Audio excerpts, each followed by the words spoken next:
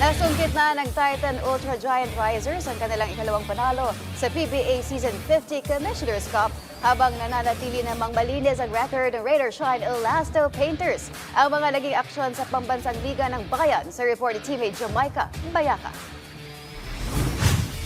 Nakabalik sa win column ang Titan Ultra matapos itumba ang Blackwater Bossing 102-98 sa PBA Season 50 Commissioner's Cup sa Ninoy Aquino Stadium kagabi. Hawak ang 4 na puntos na lamang sa mga huling segundo. Nakakuha ng crucial na depensa ang Titan Ultra matapos magbinti si Christian David sa posibleng game-tying 4-pointer. Matapos nito napanatili ng koponan ang possession at naubos ang oras na hindi na nabigyan ng pagkakataon ang Blackwater na makapag-foul o makabawi. Mas maaga sa laban, nagpasiklab si Joshua Monzo ng isang 4-pointer na nagbigay ng 8 puntos sa kalamangan, 102-94. Sinubukan pang humabol ng Blackwater sa pamamagitan ng basket ni Robert Upshaw III at Richard Escoto na nakalapit sa score. Nagkaroon pa ng pagkakataon ng Blackwater matapos mindisin ni Monzo ng isang pilit na 3, ngunit nabigo muli si David na mai-convert ang kritikal na tira. Nalasap ng Blackwater ang ika-4 na pagkatalo sa 5 laro sa kabila ng tig 25 points ang bag na Upshaw III at Cedric Barefield. Lalamang ka, then after that, all of a sudden, okay, makakahabol yung kalaban. But still, I give credit to the players because they're not giving, hindi sila bumigay. Okay, especially the run of Blackwater. Okay, and kumbaga andun pa rin kami, nag-stick pa rin kami together. At the same time, yung battle cry namin is to play defense all the time.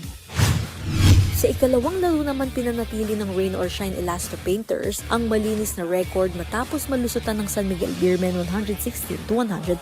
Umarangkada ang Elasto Painters at umabot sa 25 points ang kanilang pinakamalaking lamang sa kalagitnaan ng laro. Ngunit hindi sumuko ang SMB na nagpakawala ng isang matinding 18-0 run upang tabasin ng lamang sa 95-91 na may 8 minutes and 21 seconds pang natitira. Napatigil ang momentum ng Beermen nang makapagtala si Adrian ng inside shot upang muling palawakin ang lamang ng Rain or Shine. Sa huling 2 minuto muling nagbanta ang SMB at nailapit ang score sa 114-109. Ngunit sumagot si Jalen Johnson ng isang mahalagang basket upang ibalik sa 7 puntos ang lamang may 1 minuto na lang sa orasan. Hindi pa rin sumuko ang Beermen nang magbaon si Marshall Lassiter ng kanyang ika-7 3-pointer upang muling ilapit sa 4 na puntos ang agwat. Sa kabila nito, nabigo ang San Miguel na makakumpleto ng paghabol sa mga huling possession. Dahil dito bumagsak sa 3-3 record ang Beermen habang umakyat sa 5-0 ang Rain or Shine. Patuloy pa rin yung ito yung progress na sinasabi ko, you progress in your maturity, you progress in your character, how to fight against adversity. So, yun, lahat ng mahirap dinaanan na namin eh. Jamaica Bayaka para sa Atletang Pilipino, para sa bagong Pilipinas.